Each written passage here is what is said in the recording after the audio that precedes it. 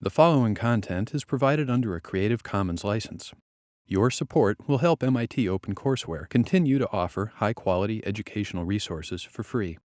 To make a donation or view additional materials from hundreds of MIT courses, visit MIT OpenCourseware at ocw.mit.edu. So we're going to start directly today and look at chain reactions and explosions. So chain reactions, how many people have heard of chain reactions? A lot of people have heard of chain reactions. Have you seen chain reactions done in kinetics? No? All right, well then I'll do chain reactions. Chain reactions. Chain reactions are reactions that feed on themselves. And there are three parts to a chain reaction. There's an initiation step, which is where your reactant makes an intermediate, and that's usually a slow step. There is a propagation step, where the intermediate reacts with your reactant and becomes a feedstock, and then there's some intermediate plus maybe a first product. Then there's that second intermediate can further react to reform the initial intermediate, and that's the loop. That's the loop of the chain reaction, plus maybe a second product. And then there's a termination step, which is where your intermediate I1 becomes a stable product, or I2 becomes a stable product, basically where the intermediates come out of the loop. So if you look at this loop here, you have your reactant that comes into the loop, and then go around the loop, you create I1, and maybe a product comes out.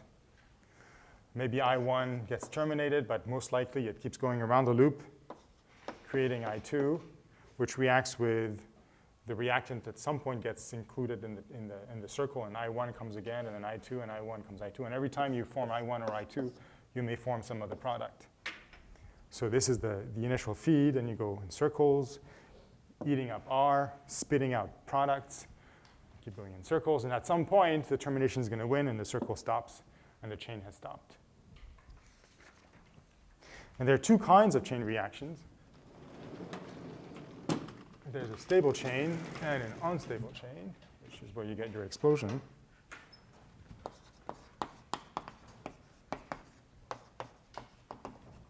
Stable chain, or also called stationary chain reaction,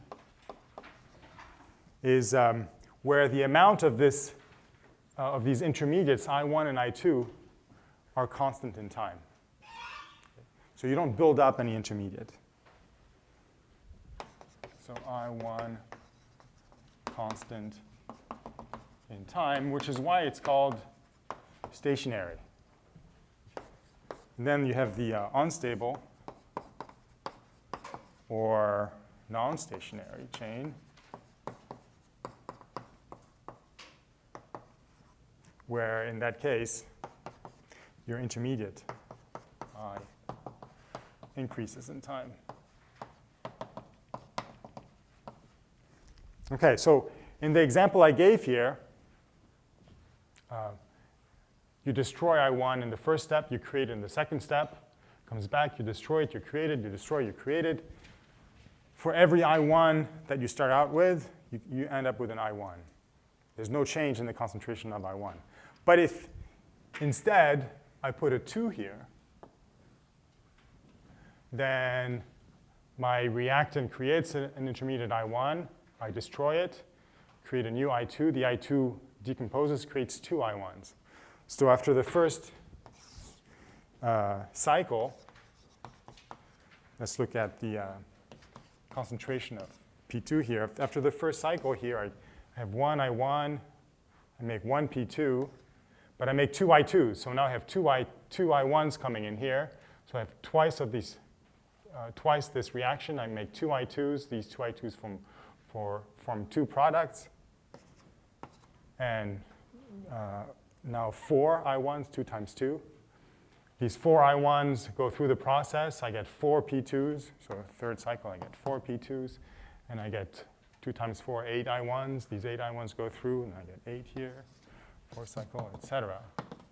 So I end up with something that's goes like, so this is 2 to the 0 power. This is 2 to the 1st, 2 to the 2nd, 2 to the 3rd, et cetera. Eventually, you get 2 to the 25 or whatever after so many cycles. And if these are gas phase products, or if there's an exothermic process where heat gets created at any of these steps here, then you end up with a problem, right? The thing goes out of control. Sometimes that's a good thing, if that's what you want to do, and sometimes it's a bad thing. Depends on what you want to do. OK, so we're going to show 2 examples of these chain reactions, one a stable chain and the other one an unstable chain, and go through the process of how you solve for them.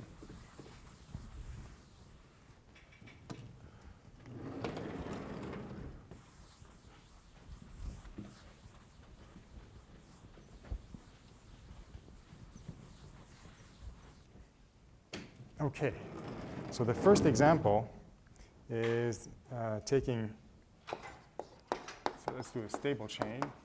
Take acetaldehyde, CH3CHO. That decomposes to form methane and carbon monoxide. That's the reaction. OK, and here are the observations. There are 2 observations. The first one is that methane and carbon monoxide are not the only products that are formed. In fact, there's a trace amount of ethane and hydrogen, dihydrogen, are also formed.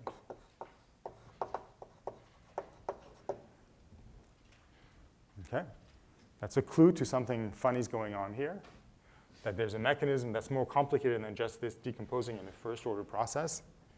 And the other thing is at the rate, if you do an experiment and you measure, somehow you do a half-time experiment or an initial rate experiment or some one of the ways that we talked about early on, you measure the rate of the reaction and you find that it's proportional to something to the 3/2 power. That's pretty weird. It's not a simple mechanism, right? It's pretty weird. And so those 2 observations are clues usually that you've got a chain reaction. The fact that you have a trace amount of extra things, that's usually due to a termination reaction. It's not a major product, it's a minor product. That's the termination of the chain. And then this funny power here in the kinetics of the rate of reaction, that's also usually a chain reaction. So now we have to figure out if there's a mechanism that supports those observations. And I'm going to tell you what a possible mechanism that supports those observations, and you can do experiments to show that you can fish out certain intermediates. It's not a proof that that's the ultimate mechanism, but it's at least consistent with these observations. Oop. More hidden chemistry.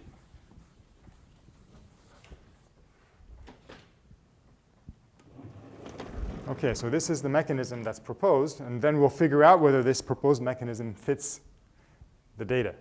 So the proposed mechanism is that the initiation step consists of the acetaldehyde, CH3CHO, decomposing into a radical. So chain reactions also often are radical processes also, because the radicals love to make chains into the methyl radical and the CHO radical. And so this is the first step. It's the decomposition step. It's very slow. That molecule doesn't really want to fall apart. And then there's a propagation step. And that's the methyl radical plus the acetaldehyde, your reactant, forming, let's say, some rate K2,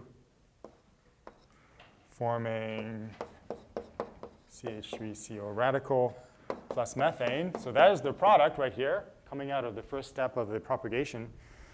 And then this new intermediate here, so there's this one here would be I1, the methyl radical, and the CH3CO radical here, this is I2.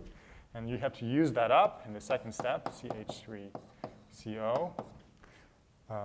That decomposes on its own, rate K3, to form the first intermediate back, the methyl radical, plus the second product, CO.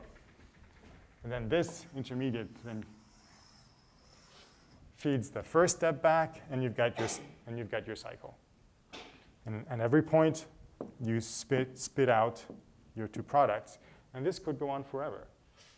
But it doesn't, because at some point, those two of those methyl radicals can get along, can collide, and in a very easy way.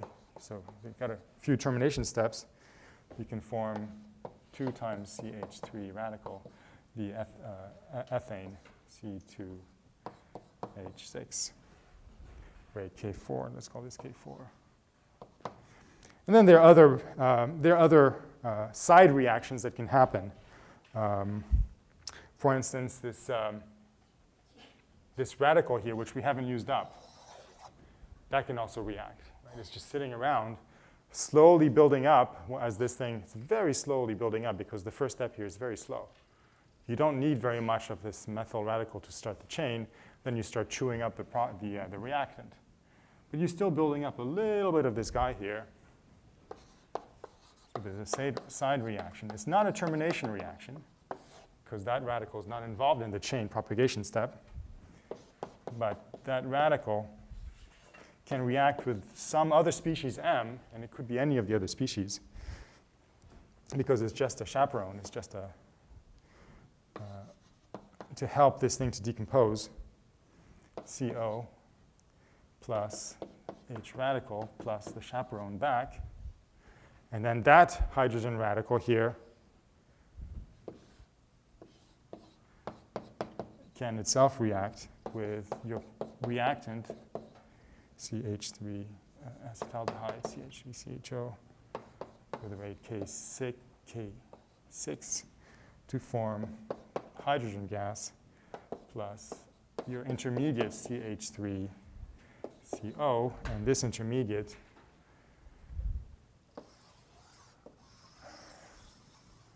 can feed this step right here. Okay, so in terms of the observations then, we've got the right products, methane and carbon monoxide. We've got the right amount of trace stuff, the ethane coming out from the termination step, and hydrogen gas coming out from the side reaction. And I should have probably written CO also forming from the side reaction. Well, CO is a real product, so it's happening both from the side reaction as well as from the main reaction. So we've got all the species taken into account, and now we've got to show that this mechanism here, in fact, gives rise to this 3/2 power. And I know I won't be able to do it on one board. I want to keep all that up, so let me use up these boards here. So the first thing, as we've been doing in kinetics this whole time, is you got to write down all your rates. Once you got that down and you haven't made a mistake, then you basically have the problem solved. So you write down all your rate laws. Eventually, what we're interested in showing that the rate of the reaction is that power. So let's write down what the rate of the reaction is. The rate of the reaction is the rate at formation of one of the products. Let's say the methyl, methane. Okay, so we write down that rate. How is it formed? It's formed through the K2 step. Right? It's formed through this step right here, which is a second order in CH3 radical times CH3CHO. That's acetaldehyde. Okay, we're going to keep that in the back of our mind because we're going to need this again, because we want to show at the end that, in fact, this rate is proportional to this funny power. Right? There's the intermediate sitting here. So what's the rate for this intermediate here? CH3 dt.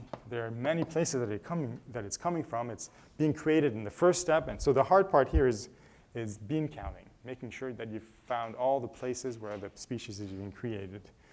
K1 times acetaldehyde, CH3, CHO. And then it's destroyed through the second step, minus K2, CH3. You got to get your signs right also.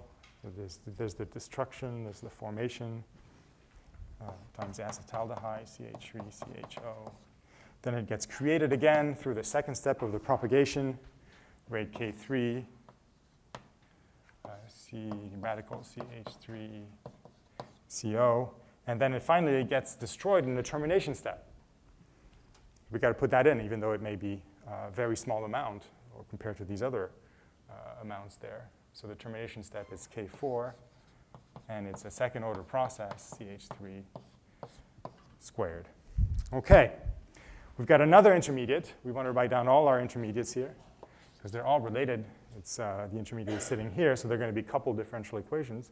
So we've got to write down the equation for that CH3 CO radical. And again, you look at your mechanism and you find out where it's coming from. It's being created in this step, destroyed in this step. It's also being created in this step. But we're going to ignore that side reaction for now, just to make our lives a little bit easier. K2, CH3. You got to put the termination step in, but the side reactions is not so important. CH3. Because if you don't put the termination step in, then your reaction is just going to go on forever. And that's just not physical. Minus K3, CH3, CO. Creation and destruction. Okay, so now what do we do? Well, we know it's a chain reaction, a stable chain reaction, because we don't create more intermediates than we started out with. The first step is always very slow. The initiation step is slow. So we're not making very much of this methyl radical. We're not making very much of it. And we're not making any more of it here. So during this whole time that the chain reaction is happening, this methyl radical here is in small quantities. Small quantities, and it's not going to change very much at all. It's just pretty much, it's stationary. Magic word is stationary. Stationary means it's not changing. Right? It's not changing. So which approximation does that belong to? That's the steady state approximation. Right? We've got a steady state here, a chain which is going blah, blah, blah, blah, blah, stationary, steady state. All sounds the same. So that's the clue here. This is going to be a steady state approximation problem. So we're going to put a steady state here. We're going to put a steady state here. We're going to set this equal to 0. We're going to put a steady state right here. We're going to put a steady state here. We're going to set this equal to 0. And suddenly the problem becomes a tractable algebraic problem. Right? Now we have to solve this. Let's do it in one more place. Let's put it right here. Right. So now we have two equations, two algebraic equations, two unknowns. These two intermediates, the concentration of these two intermediates are the two unknowns. Two equations, two unknowns, we can solve it.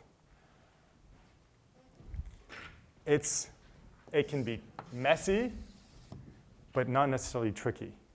Just turn the crank, and computers could do this. So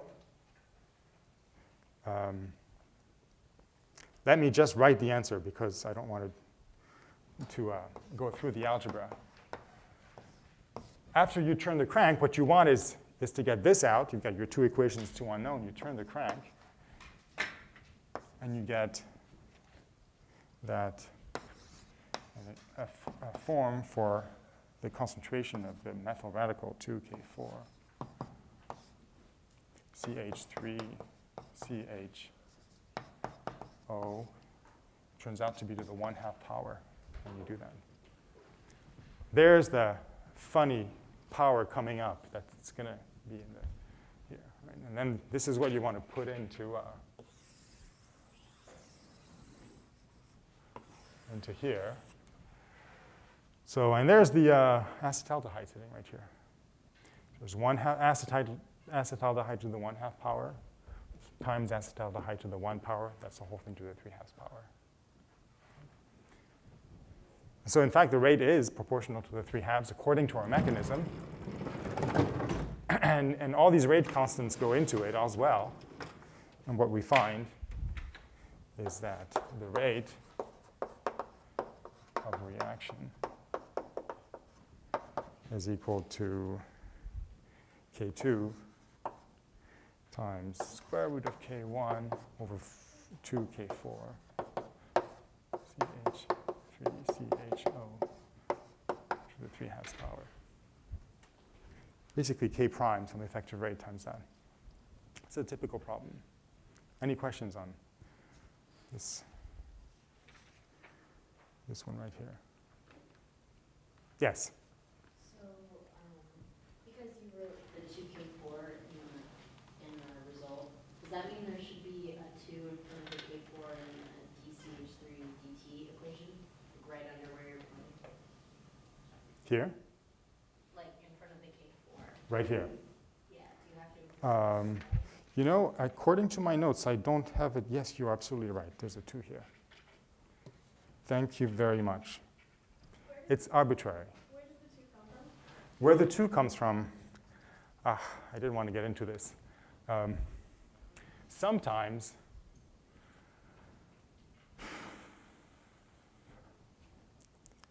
it's a matter of convention. When you have a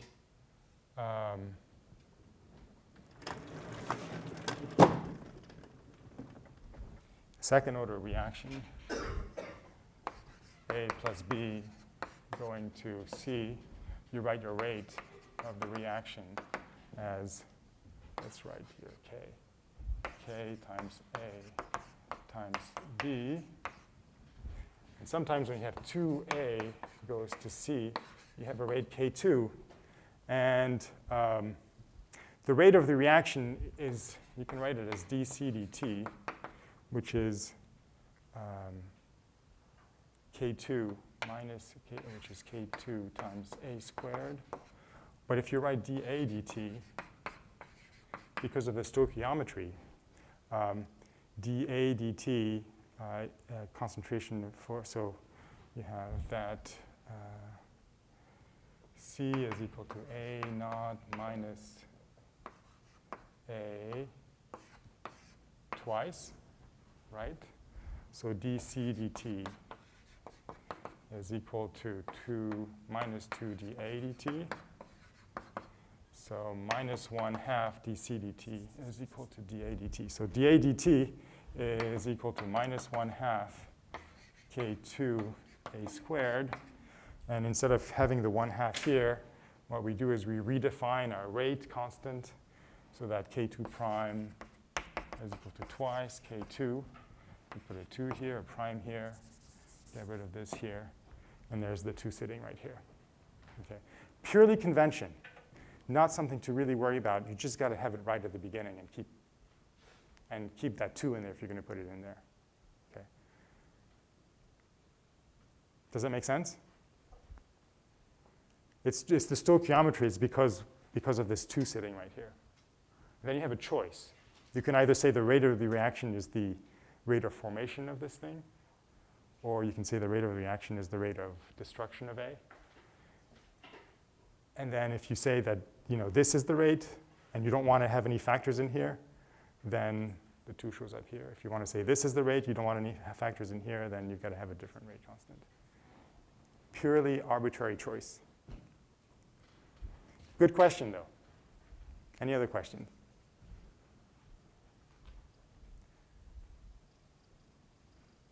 Okay, so, all right, so there's another thing about the chain reactions, sort of a bit of nomenclature that's interesting to talk about. It's the chain length. And that nomenclature is due to the fact that many of these chain reactions are used for polymer reactions, where you use radical polymerization, and then you have basically in a polymer reaction, you'll have an initiator, and then you'll add a monomer, through a radical process, and another monomer will add through a radical process, another monomer will add, another monomer will add, another monomer will add, and then you're going to terminate, right? And then you end up with a chain, a polymer chain. So that your product, instead of being molecular products, the product is adding a monomer to the chain of the growing polymer. And then it's meaningful to talk about chain length. So that's where the nomenclature comes from. It's a number of cycles of the reaction before you get a termination step. Okay, so we can define the chain length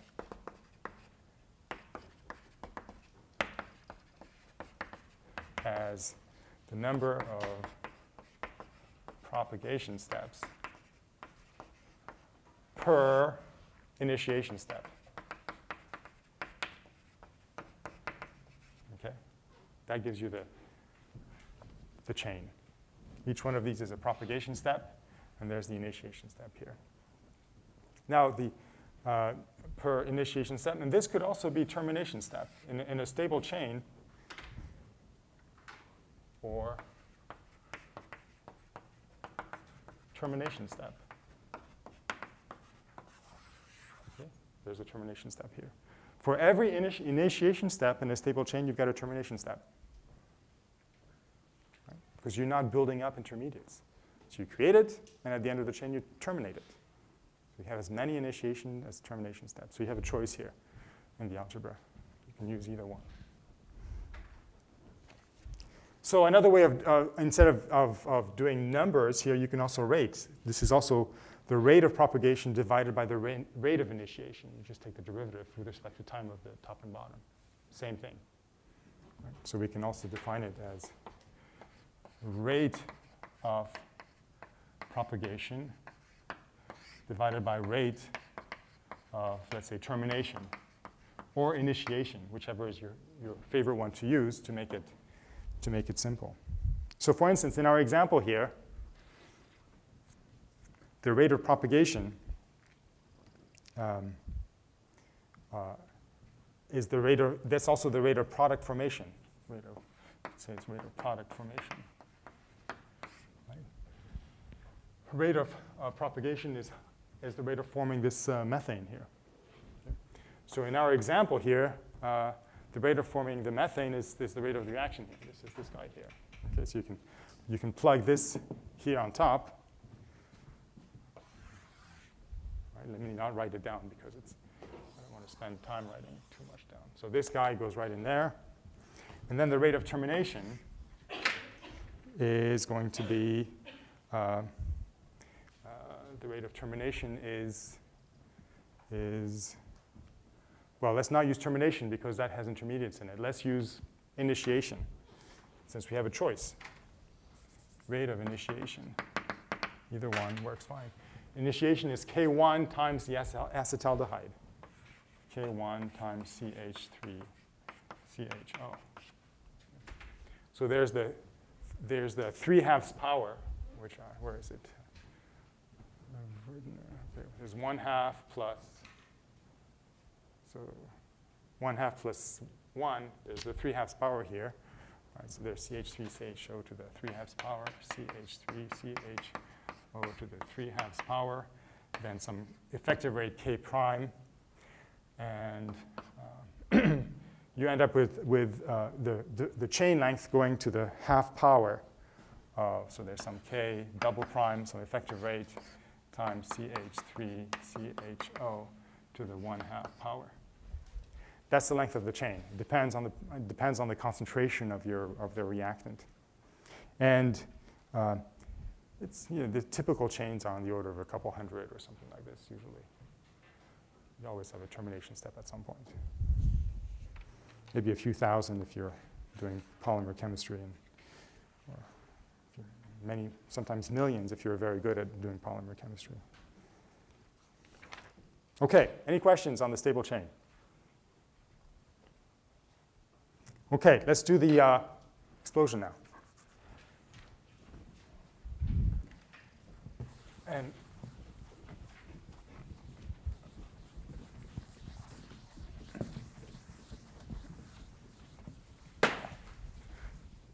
this is a typical example of an unstable chain. It's the formation of water from hydrogen and oxygen.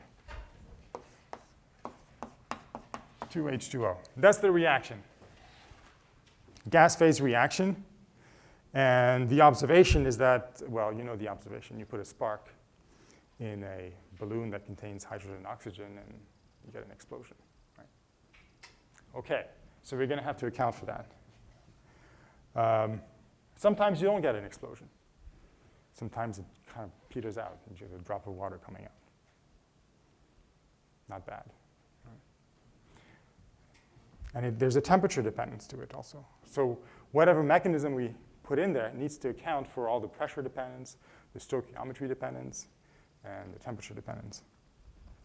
So if this is the mechanism that's proposed, initiation, you have your hydrogen molecule, spark or something slow that decomposes it to two hydrogen radicals. So this could be a spark plug, and every time you make a little bit of the radical. Then you have a branching step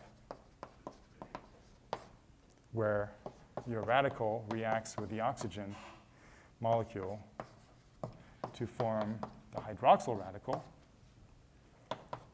plus an oxygen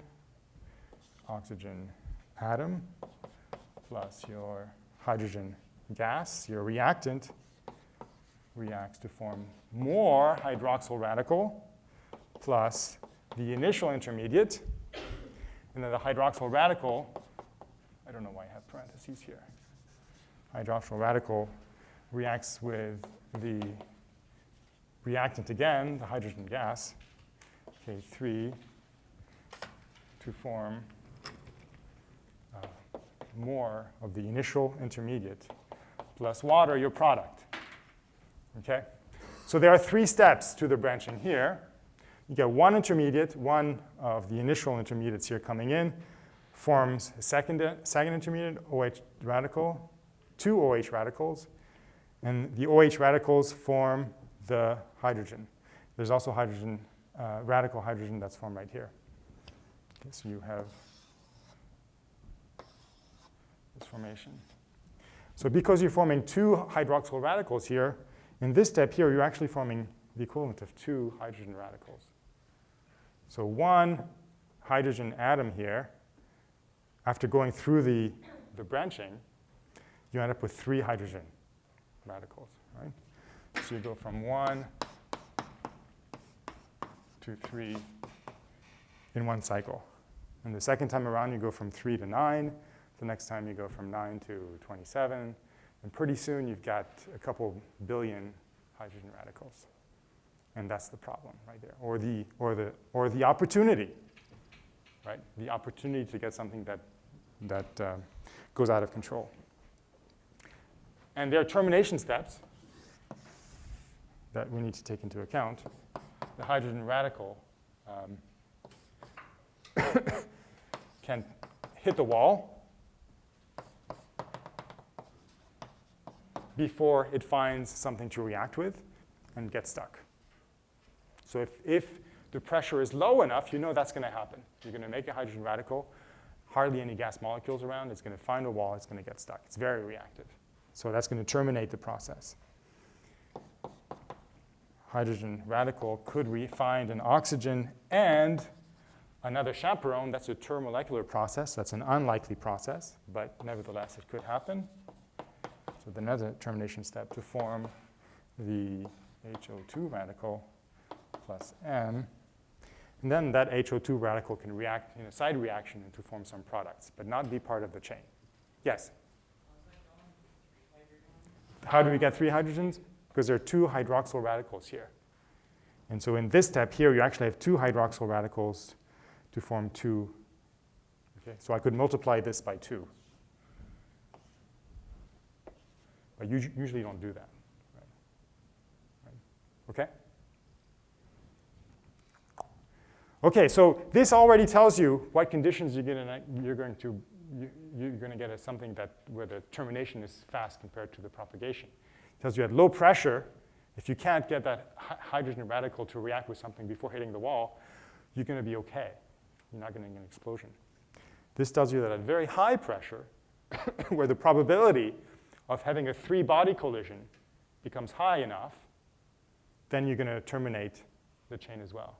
Those hydrogen radicals are going to find oxygen molecule and some other molecule and form this radical before you propagate the chain, at least at some reasonably high pressure. So that's the clue here. Okay, what's the strategy? The strategy is to assume that everything's going to be fine, that it's stable. That's going to be the strategy. And then we're going to do a proof by contradiction, basically. We're going to assume that the chain is stable, that we can use the steady state approximation. We're going to apply the steady state approximation. We're going to find where that breaks down. And where it breaks down means that it wasn't right, that the intermediate concentration was too high, and that means that we're going to get an explosion. That's the logic. Okay.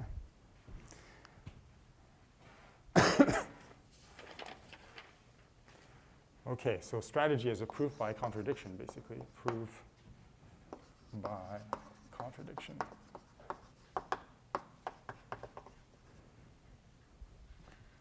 Okay, so we're going to assume that the propagation or the intermediate are in small quantity. We're going to assume that we can use the steady state approximation, that dO dt steady state is equal to 0, that the hydroxyl radical DOH dt steady state is equal to 0, and that dH dt steady state is equal to 0. These are going to be our assumptions, that all the intermediates are in small quantities and they don't change very much.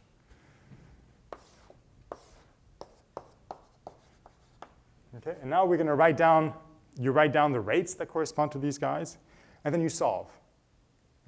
So I'm only going to do this first one here. So you write dO dt, you see where it gets formed. It gets formed in the first step here, so it's going to be K1 times H radical times O2, and it gets destroyed in the second step here, minus K2 times O times H2.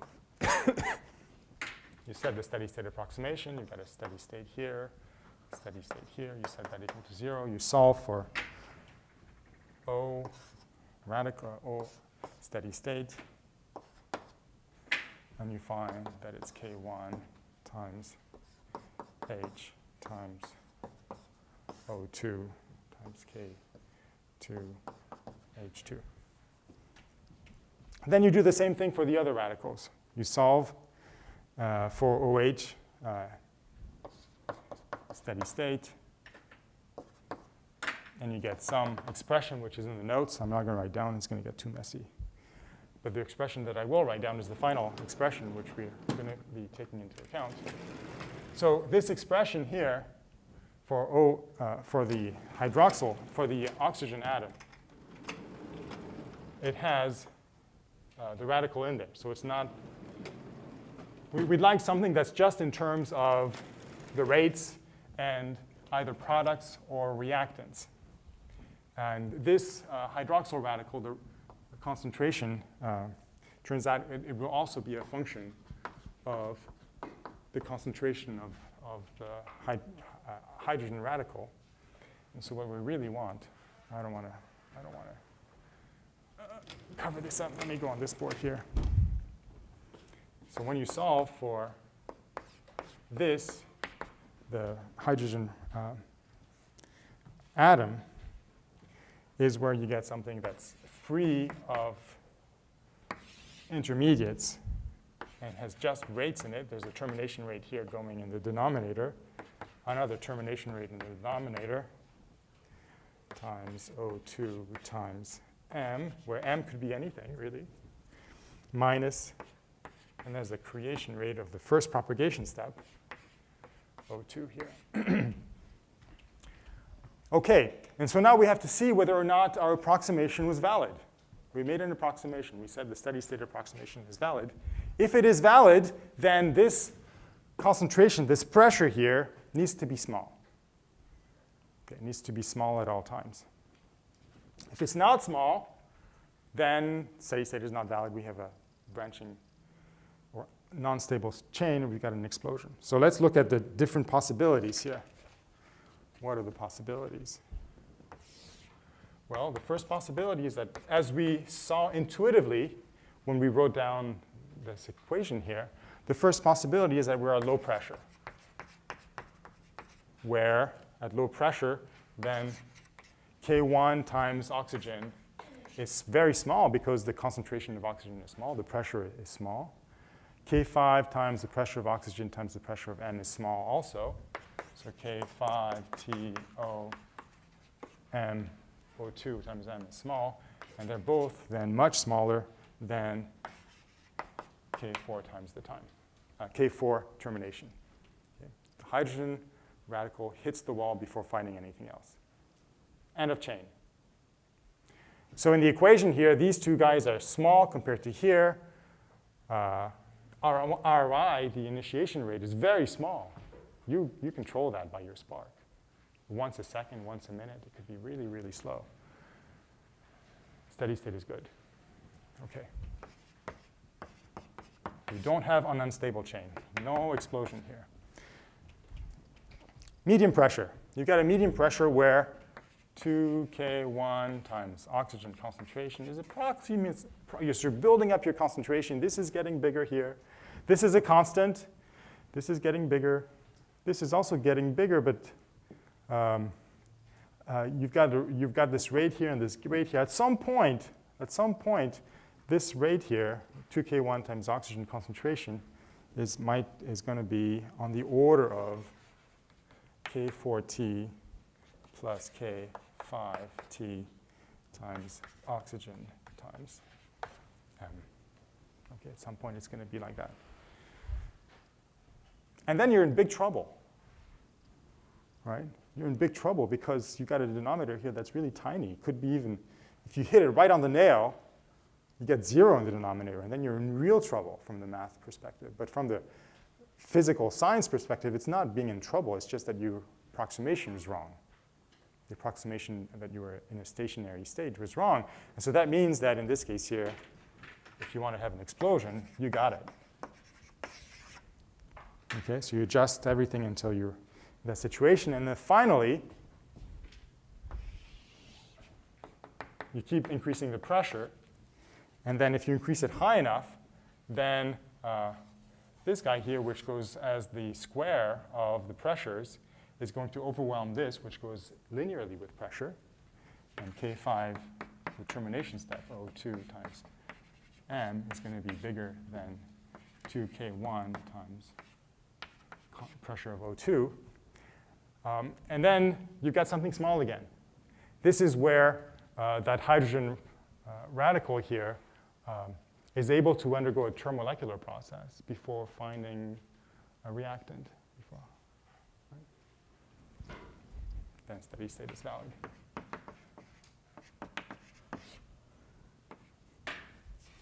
Okay, at very high pressures, you get in trouble again because this hydroxyl radical, this HO2 radical, so at very high pressure, then what happens is that you have this side reaction, HO2 radical plus hydrogen goes to H2O plus hydroxyl radical. So there's a probability that this radical here finds a hydrogen molecule and then feeds into the propagation through this hydroxyl radical. That's the result. And then that keeps the chain propagating. Okay? So at very high pressure, you're in trouble again, and you get an explosion again. All right, so you can plot this as a function of the pressure. And we're going to put pressure actually on the y-axis here. Let's put pressure here, put temperature here. And so for a given temperature, let's call it temperature T prime, at low pressure, there's no explosion. Then there's a range of pressures where there's an explosion, medium pressures, and then high pressure termination wins again, and then if it's really high, you get explosion again. You do this as a function of temperature, and what you find that is a diagram. It looks like a phase diagram. That looks something like this, right? Where at high temperature, you get your explosion. At low temperatures, the steady state is valid. Okay. Any questions on this?